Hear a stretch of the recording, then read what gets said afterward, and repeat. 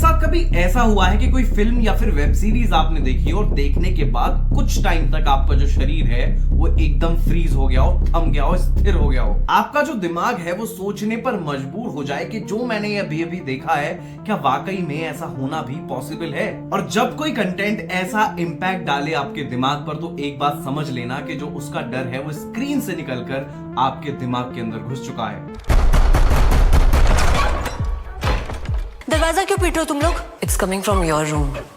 अभी तो शुरू भी नहीं हुआ। मतलब कि कोई वेब सीरीज आपके दिमाग के साथ इतना खेले कि आपके जो जेस्चर्स थे वो भी फ्रीज हो गए। तो इसे कोई वेब सीरीज नहीं कहते बल्कि इसे कहते हैं एक साइकोलॉजिकल पोजेशन, यानी कि आपका दिमाग किसी और के गिरफ्त में है, एक सुपरनेचुरल पावर के। वेब सीरीज का एक सीन है जिसमें एक लड़की बस में ट्रेवल कर रही होती है और पीछे से एक जो मनचला आदमी होता है उसे धक्का मार रहा होता है, और जब वो हॉस्टल वापस आकर अपने कपड़े उतारती है तो उसको मिलता है अपने कपड़ों पर चिपचिपा स्पम। कैसे केवल दिल्ली में नहीं बल्कि पूरे इंडिया के अंदर ऐसे लोग भरे हुए हैं जिनकी वजह से आज भी बहुत सारी लड़कियां न दिन में न रात में घर से बाहर निकल सकती हैं। बहुत सारी जगह आज भी लड़कियों को केवल एक पपेट की तरह ट्रीट किया जाता है जो कि बनकर रह गई हैं बहुत सारे मर्दों की केवल और केवल एक सेक्सुअल डिजायर या फिर अपना फ्रस्ट्रेशन निकालने का एक जरिया, इससे ज्यादा कुछ नहीं। हॉस्टल में रह रही इन 4 लड़कियों की जिंदगी में कैसे एक घोस्ट की एंट्री होती है और कैसे ये लड़कियां मजबूर हो जाती हैं अपनी जिंदगी से एक लड़ाई लड़ रही होती हैं इस हॉस्टल से बाहर तक जाने के लिए।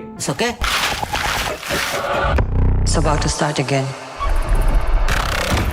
हाय, मेरा नाम है आदेश राघव, चैनल का नाम है मूवी बॉक्स, और बहुत लंबे टाइम के बाद एक ऐसी वेब सीरीज आई है, एक ऐसा हॉरर शो आया है जिसने मुझे ग्लूड कर लिया सीट से, और मैं तब तक नहीं उठा जब तक मैंने इसे फिनिश नहीं कर दिया। मैं बात कर रहा हूं Amazon प्राइम पर रिसेंटली आई एक वेब सीरीज के बारे में जिसका नाम है खौफ। और खौफ की जो स्टोरी है वो सर्कल करती है एक लड़की के अराउंड जिसका नाम है मधु, जो कि ग्वालियर से किसी रीजन की वजह से दिल्ली आ जाती है और किसी तरीके से ट्रैप हो जाती है एक हॉस्टल के अंदर।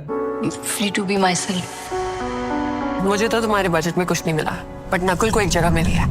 और हॉस्टल के जिस कमरे में जो लड़की मधु रह रही होती है वहां कुछ ऐसा है जिसे आप देख तो नहीं सकते लेकिन महसूस जरूर कर सकते हो। नॉट ओनली मधु बल्कि 5 लड़कियां और हैं जो कि इस चीज को एक्चुअल में फील कर पाती हैं, और कैसे उस घोस्ट ने इनकी जिंदगी को एकदम अपने कंट्रोल में ले लिया है कि वो इस हॉस्टल से बाहर तक नहीं जा सकती। अब ये जो हॉस्टल का जो घोस्ट है इन 5 लड़कियों के पीछे क्यों पड़ा है, और साइड बाय साइड एक और जो पैरेलल स्टोरी चल रही है यहाँ पर रजत कपूर की, जो कि इसमें एक रोल प्ले कर रहे हैं हकीम का, इनका क्या कनेक्शन है हॉस्टल से और इन लड़कियों का क्या कनेक्शन है हकीम से। तकलीफ देने आई है।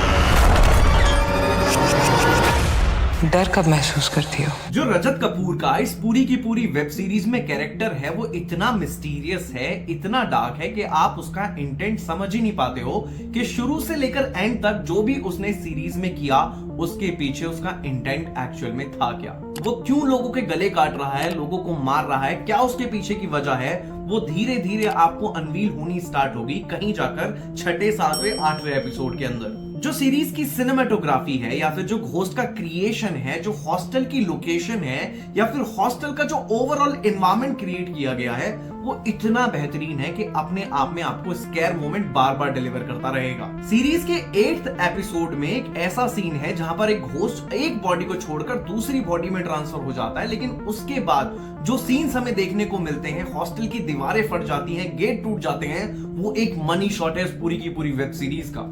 स्पेशली जो फिल्म में जितने भी स्पेशली जो इस वेब सीरीज में जितने भी मेन कैरेक्टर हैं या फिर जितने भी साइड कैरेक्टर हैं, चाहे वो हो गगन अरोड़ा, चाहे वो चुम हो या फिर वो Shilpa Shukla, everybody blended with the story so beautifully and आप उन्हें अप्रिशिएट किए बिना पीछे नहीं हटोगे। स्पेशली अगर मैं बात करूं मोनिका पवार की जो कि इसमें कैरेक्टर पोर्ट्रे कर रही हैं मधु का, उनकी एक्टिंग के भाई साहब आप फैन हो जाएंगे। ना जाने कितने ऐसे शॉट्स हैं इसमें मधु के, या तो आप उनसे स्कैर हो जाओगे या फिर फास्ट फॉरवर्ड करके उस वेब सीरीज को आगे बढ़ाने की आप कोशिश करोगे। एडिशनली इसमें पैरेलल वर्ल्ड में एक और स्टोरी जो कि कंटिन्यू होती है एक माँ बेटे के बॉन्ड की, किस तरीके से जो बेटा है वो एकदम अपनी माँ के हाथ से निकल चुका है और माँ पुलिस वाली होते हुए भी अपने बच्चे को कंट्रोल नहीं कर पा रही है। वो इतनी हेल्पलेस दिखाई गई है इस पूरी की पूरी फिल्म में, जो कि एक टाइम पे एडिक्ट हो जाती है दारू की तरफ। तो मेरे हिसाब से अगर ट्रेडिशनल हॉरर मूवीज देखकर आप पक चुके हो और कुछ नया देखना चाहते हो तो Khauf is the one web series that you should not miss at all. आज के लिए केवल इतना ही। If you like the video please subscribe the movie box. Thank you.